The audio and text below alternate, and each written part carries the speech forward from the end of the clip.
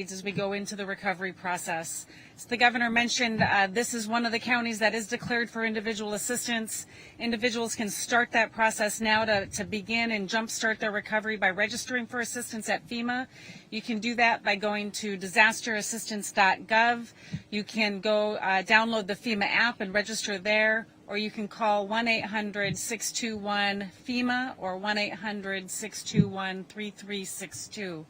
Additionally, we are going to have teams of individuals wearing FEMA shirts. You'll see them coming through the neighborhoods in the days and weeks to come. If you have questions, if you've registered online, if you have questions, you can ask them. They'll have iPads. They can pull up your case. They can look it up, and they can give you some information. We'll also be partnering with the state as they set up disaster recovery centers to bring in some of our personnel, again, to assist people as they go through this process. We know that there's going to be a lot of needs as we go into the recovery. Insurance is going to be one of the primary mechanisms, but FEMA's funding can support things like some damages to your homes, as well as property that has been lost or personal property that has been lost. I mean, we do have some limits in what we can support, but we will bring in all of our federal partners and nonprofit agencies to try to identify what those unmet needs are and really help all of the members of these communities get what they need to support their recovery efforts. Thank you. We also will be set up for help with individual assistance. We'll also have some of the private sector supports available. And then Jimmy Petronas is going to lead, as our CFO, insurance villages where people can come in and meet with the carriers and make these claims. I think the thing we want to see is just fast processing of claims. I mean, we know what happened here, and we know people suffered damage.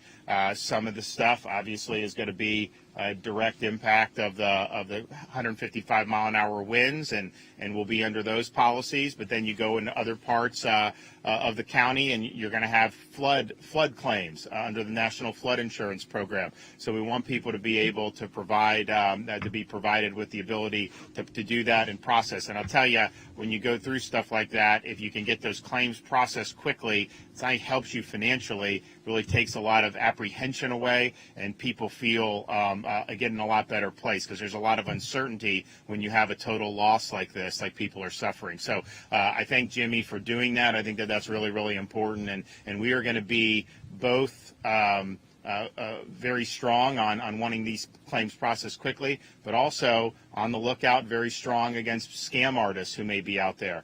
And I know Jimmy's talked a lot about that, and we have our Attorney General here who I know would be interested in people that are trying to leverage people's misfortune for their own benefit. We don't want that. That's not appropriate here.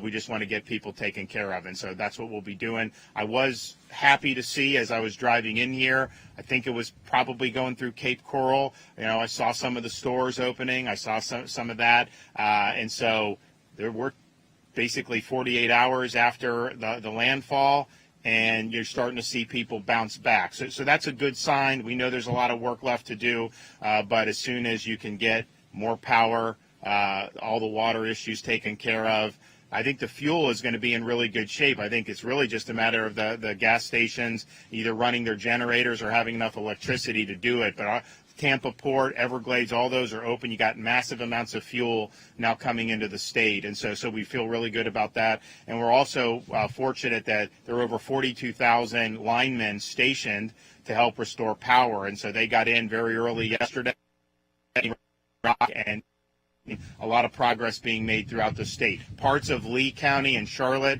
where the whole system was uprooted, is going to require a rebuild. And I think people understand that that's something that's just going to take longer than just simply re-hooking up a wire to a utility pole or something of that nature. But from the reports I've gotten, there's a lot of the infrastructure outside of the barrier islands that held up okay. And so that's just going to make reconnecting that a little bit easier than if you had to rebuild the whole thing from scratch. But I'm really impressed of the pre-staging effort and then really getting on the target to try to get the lights on as soon as possible. Okay, does anyone have any questions? Yes.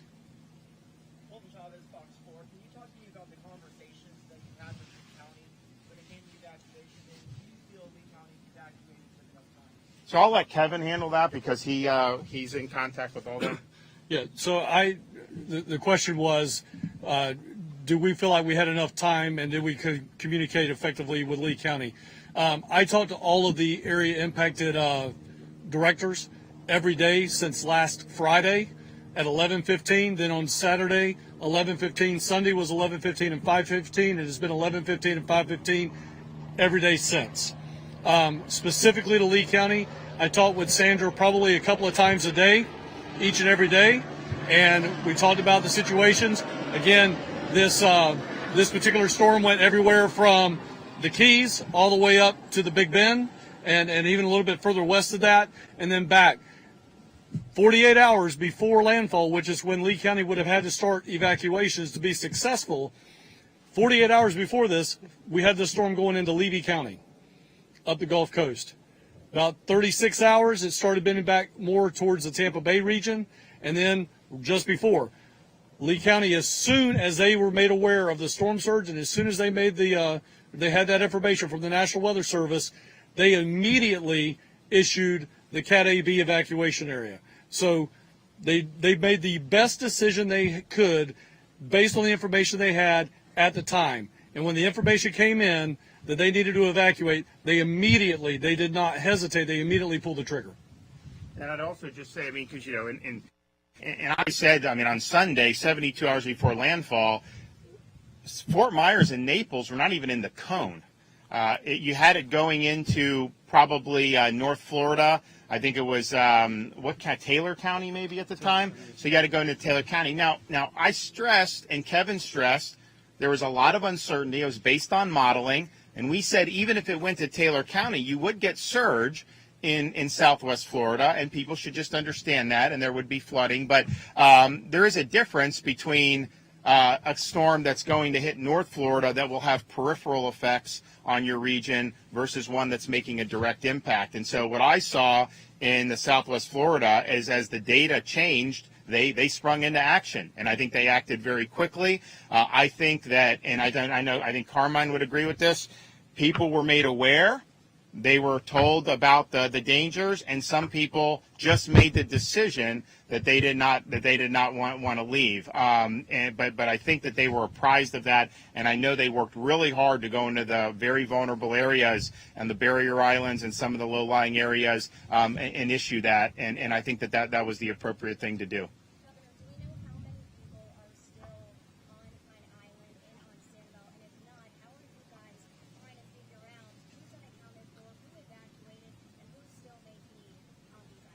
So basically, you're having people go constant missions.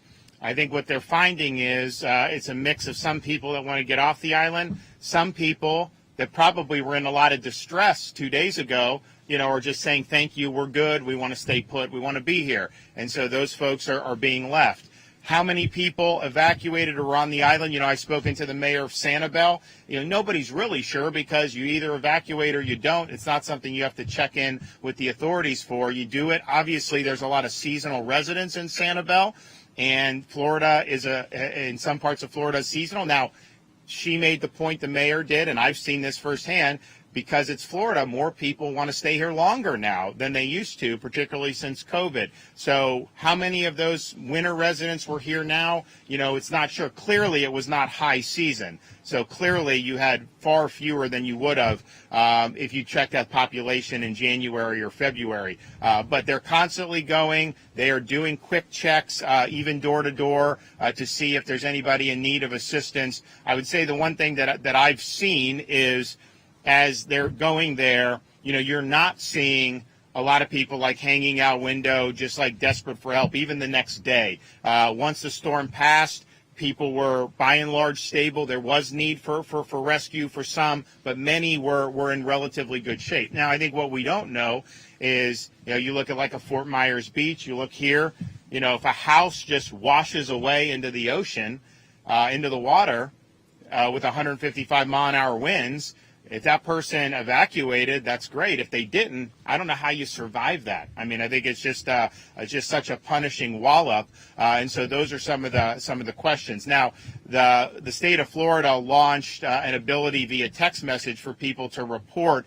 They put it out last night at about midnight, and by 8 o'clock this morning, over 10,000 people responded via text message saying that they were safe. And so that's good. There is obviously more people, but as Kevin made the point, when Hurricane Michael hit the Panhandle in 2018, there was like tens of thousands. And it's not that they were, quote, missing. It's just, people evacuated. They were out of comms for a while. And that really starts to narrow and narrow. And so I think it's true. We're more narrow today. Do you want to talk about that? Yes, sir. So, again, as the governor was pointing out, when we had Hurricane Michael at 2 weeks, we are somewhere in the, we had about 30,000 people that were reported. About 2 weeks into it, we had about 10,000 people that we were still trying to match up. And then over the 2 week period, or after the 2 week period, that started to slim itself down. We are already at a point, based on the information we have already made, we had well over 15,000 contacts saying people may be displaced, they may be out of, or maybe in harm's way. Urban Search and Rescue has made 3,000 actual contacts, actual drop point, waypoint marks on a map. And then we have already narrowed that list of 15-ish thousand down to 3,000. And it's going to continue to grow, decrease significantly. To that end, because we've engaged technology on so many different platforms, allowing people to shelter in place and tell us that, allowing us to do the text messaging, allowing now, this is day 2. Already got that whittled down, and by the time we get back, I'm sure it's going to be less than that. So we are very effective at trying to whittle that list down. We're now at a point where that's probably going to be door to door. And I want to take just a moment of privilege, sir. Urban Search and Rescue in this type of environment is going to be what we call a hasty search. What they're doing is they're on the streets, going door to door per se. People like they're listening for the moans and groans and things of that nature, right? That's what's referred to as a hasty search. Then the Urban Search and Rescue teams, and that's where they're at right now, is they're coming back doing that very, very technical door-to-door, knock on it, turn debris over, yell into the structure, try to search it as best they can. That is a very slow and tedious process. And then what will happen, and this is one of the reasons we're asking for the additional Florida Urban Search and Rescue teams, is they will do a secondary search. So everything will be searched in thorough twice, and a hasty search that they started out with. So after we do the door-to-door, turn the debris, we're going to come back and do that again. So that takes time.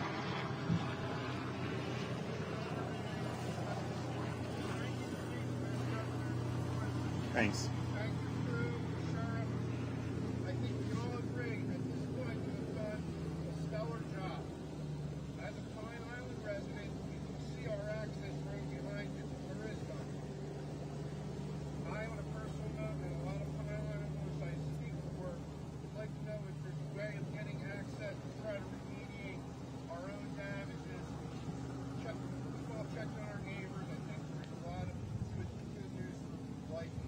Oh, good.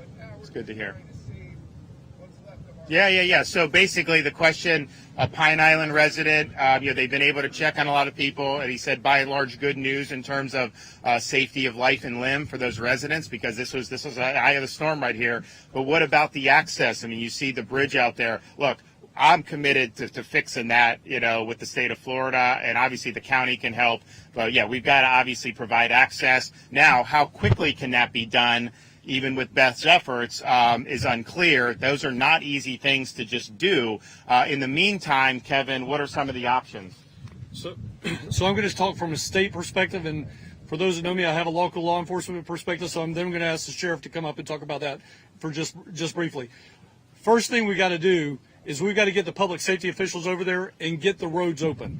That's why we're bringing in the National Guard with their heavy equipment to do what we call route clearance. So as soon as we can get those barges across there, we can get the heavy technical equipment for both the National Guard and Urban Search and Rescue over here so they can do that heavy lift debris turnover, check for any type of, extreme situations. Then we will work on trying to get you guys back in there. I will tell you, and I know Sheriff Carmine's got all their, they have the area secured. That is one of the very secure.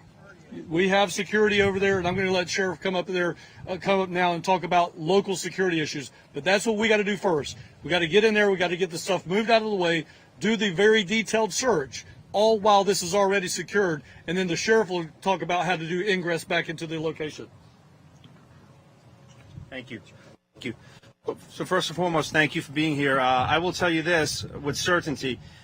The first thing the governor and I spoke about yesterday, amongst many things, was some kind of temporary ferry to get the residents back and forth, or transportation. Obviously, the search, rescue, and recovery mission is ongoing and primary, but equally as important is getting the residents back to their house safely and making sure they're safe when they get back into that residence. If what the damage is has to be assessed. I will also tell you with certainty, I've spoken to the Attorney General, Ashley Moody, at length. We are not going to tolerate, and I mean zero tolerance, when we say anyone that thinks they're going to thrive on the residents of this county or state, when we just took a horrific hit, I can guarantee you that is not going to happen. We got a community response unit that's going to be out here for multi reasons. One is to deliver water and information, because a lot of residents don't have internet, and they're not up to date on all the press conferences and other things. So we're going to go back to the old school where we are out here delivering that message personally in that concierge level. Most importantly, safety and security, as always. And I guarantee you, we will be out here in full force. And any person that makes that horrific error, that thinks they're going to do something to one of my residents in my county, I guarantee you, it'll be swift incarceration immediately with no tolerance.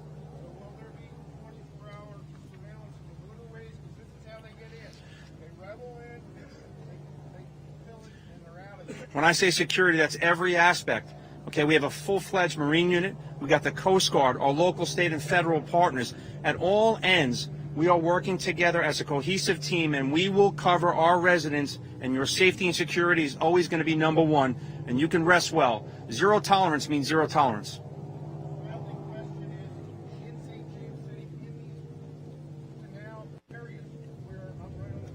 Yes, sir.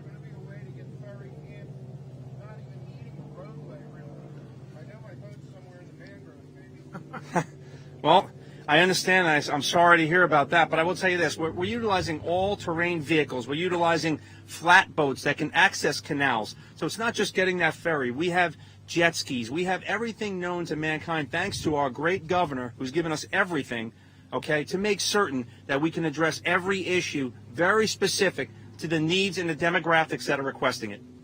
Yeah, and I mean, so fixing the bridge, yes, we will do that. We have to do that. So that will happen. It just, I can't tell you how long that will take. They're going to have to figure out the extent of the damage. It's interesting. I'm looking at Sanibel, and actually this one too. The pylons in the road over the water were totally fine. It was only the places that were on the land and in the approach to the land. Sanibel Causeway, you had it on the actual sandbar, and it got washed away. Yesterday, it was a new inlet created. Today, the sand is starting to come back. So part of that construction was really, really good. I don't know in some of those other areas how it was lying like that. Just a lot of force, a lot of things being moved. So we'll definitely do that. The state of Florida will be in for that. I think it's important both here in Sanibel. In the interim, we've told the county, we want to be helpful. So however they think it makes sense to get people where they need to go, we'll be helpful on that too. They used to just run the ferry to Sanibel. People would go off. That's how they got there. So now we're in a situation you got to figure out, what about cars? Let us know. I spoke with the mayor of Sanibel about the same thing. Let us know. But there needs to be some intermediate solution before we can fix all the roads. And I will just say with what the sheriff said, I was touring part of Charlotte County. I was touring Punta Gorda yesterday, and they boarded up all the businesses. And there were people that wrote on their plywood, "You loot, we shoot." And at the end of the day, we are not going to allow lawlessness to take advantage of this situation. We are a law and order state, and this is a law and order community. So do not think that you're going to go take advantage of people who've suffered misfortune.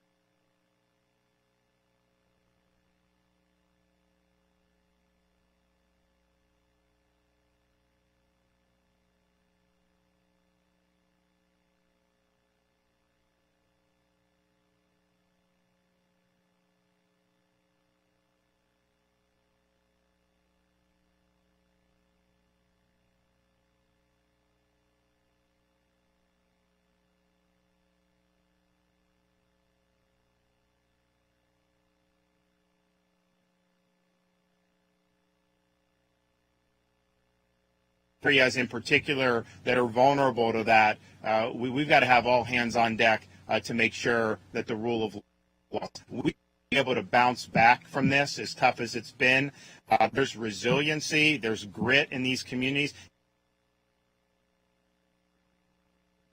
Think if they're out of state, they'll think of like some ritzy hotel like on Miami Beach. And we want to make sure that we're able to bring, and the cameras will, but we'll be here.